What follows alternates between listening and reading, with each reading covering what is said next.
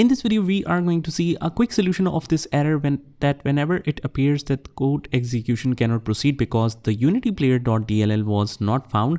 Reinstalling the program may fix the problem. So we have a quick solution for that. And without further ado, let's get started. So first of all, what I recommend you to do, just try uninstalling and reinstalling the Unity player. So hopefully there may be some bugs in the older version, which after reinstalling that may be solved.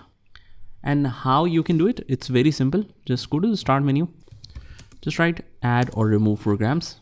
Go ahead and open this up and it will show you the list of all the installed applications. Just go ahead and search for yours like Unity. And once we have that, just click on this 3 dots and click on uninstall.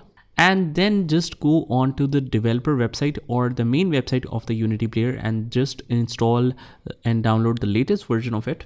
But after you uninstall, I recommend you to restart it once before downloading it from the internet and reinstalling that. Or even you can just uninstall, download it from the internet, and then before reinstalling this, just restart your computer once. So if the problem is still not resolved, what you can do is just go to the start menu right here, CMD, right click and run as administrator. Click yes on this confirmation. And here, let me just zoom it a little bit. So we are using a couple of commands that I will link with the description of this video. So first of all, just copy and paste this SFC, give a space /scannow, hit enter. It will start computer scanning. It might take some time, so just sit back and relax while it completes that. And once we have this completed, it says verification 100% complete. What we want to do is just copy and paste the second command that you can find in the description as well. Let's paste it here, hit enter. And again, it will start working on the deployment of image servicing and management tool.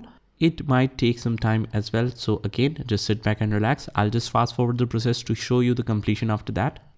Okay, once we have this completed, just go ahead and close that. And after that, just restart your computer. And once you have the computer restarted, after that, you can just try playing that app and that should work. So that's it, guys. I hope you found this video helpful. And if you did, hit the like button and subscribe to our channel. Also, if you want to learn more amazing stuff on our channel, you can join the playlist link in the description. And I will see you in the next one.